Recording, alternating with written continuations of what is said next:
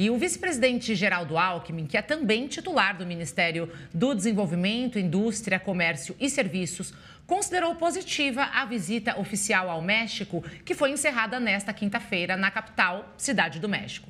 O ponto alto da agenda foi a audiência com a presidente mexicana Cláudia Sheinbaum, realizada no Palácio Nacional, e os acordos firmados nessa visita. Para comentar o assunto, eu volto a Brasília com a nossa repórter Fernanda Sete, falando ao vivo. Fernanda, em relação a esse acordo, abriram-se então mais oportunidades, principalmente no ramo agrícola, né? Tanto da parte do Brasil quanto da parte do México. Exatamente, Paula. Teve abertura de novos mercados, né, entre os dois países, e o vice-presidente, ministro Geraldo Alckmin, né, avaliou como positiva essa missão oficial ao México, que se encerrou ontem, né, na quinta-feira. Ontem, seu último compromisso do dia foi o encontro com a presidente do México, Cláudia Sheinbaum, que aconteceu no Palácio Nacional, na Cidade do México, né, de acordo com o Geraldo Alckmin. Ele aproveitou a oportunidade para convidá-la para participar da COP30, que será realizada em novembro em Belém, no Pará. E durante, né, a conversa entre as duas autoridades, Alckmin ressaltou, né, que eles conversaram sobre o multilateralismo, fortalecimento da democracia, conversaram também sobre inclusão e combate à fome. Vale a gente ressaltar, né, que o Brasil e o México são as duas maiores economias da América Latina, né, e possuem aí uma corrente de comércio bastante significativa, ou seja, mais de 13 bilhões de reais. Essa corrente de comércio se somou aí só em 2024. Então, são os dois países, né, as maiores economias da América Latina, e agora estreitando aí as suas parcerias comerciais, as suas negociações comerciais, né? E um dos grandes objetivos dessa viagem de Geraldo Alckmin ao México foi, de fato, ampliar essa parceria comercial entre os dois países em setores estratégicos, Paula, como o agronegócio brasileiro e também da indústria, né? Vale a gente ressaltar aqui que o vice-presidente e ministro Geraldo Alckmin estava acompanhado do ministro da Agricultura, Carlos Fávaro, a ministra do Planejamento, Simone Tebet, e também acompanhado ali de diversos empresários, principalmente aqueles, né, que visam, que querem exportar para o México. E o vice-presidente também, né, durante essa sua missão oficial, anunciou a assinatura de acordos para abertura de novos mercados entre os dois países. Então, são 3 produtos que o Brasil vai abrir mercado para o México. Quais são eles? Aspargo, pêssego e derivados de atum. Já o México também abriu o mercado para o Brasil e será de farinha de ração animal para bovinos e suínos. Além disso, né, o governo brasileiro também solicitou às autoridades do México, solicitou ao México aí a continuidade dos incentivos do pacote contra a inflação e contra a escassez. Ele é chamado de PACIC, né, que facilita ali a compra de alimentos pelo Brasil. Foi outra missão, né, outro trabalho feito pelo governo federal nessa viagem oficial ao México.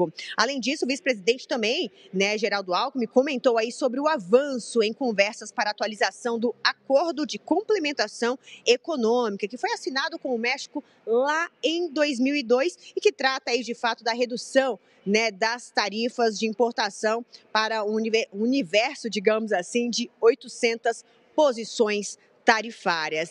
Outro destaque também, que vale a pena a gente ressaltar aqui para os nossos telespectadores, é a negociação, né, feita com a Embraer, a empresa de aeronaves. Segundo o vice-presidente, né, houve um avanço aí dos negócios da Embraer no México, no país mexicano. A empresa fechou a venda aí de 20 aeronaves das famílias 20 aeronaves, né, que são fabricadas ali pela Embraer. Então foi mais um avanço, mais uma conquista aí nessa missão oficial que realmente estreitou as parcerias comerciais entre os dois países, né? Além disso, o vice-presidente, né, Geraldo Alckmin, também ofereceu a possibilidade de abrir negócios no setor militar. Isso com relação às aeronaves, né, produzidas aí pela Embraer. Então, houve abertura de mercados, houve assinaturas de acordos. Então, segundo o vice-presidente e ministro Geraldo Alckmin, Alckmin. Essa missão oficial ao México foi bastante positiva, né? E houve bastante avanço aí entre os dois comércios, unindo aí cada vez mais Brasil e México, consideradas as duas maiores economias da América Latina. Volto com você, Paula. Muito obrigada, então, pelas suas informações, Fernanda Sete, falando com a gente de Brasília. E eu volto a falar, então, com a Mari Almeida. Mari, Fernanda Sete trouxe essas informações, então, né, de uma celebração dessas novas aberturas de mercado entre México e Brasil. A gente sabe que o México já vinha tentando também um acordo de livre comércio, né, com o Brasil, mas esse acordo não foi totalmente assim, até porque são economias que elas competem uma com a outra, né, não se complementam, mas a abertura desses novos mercados no sentido agrícola, tanto da parte do Brasil como para o México, a gente pode considerar uma vitória, não é isso?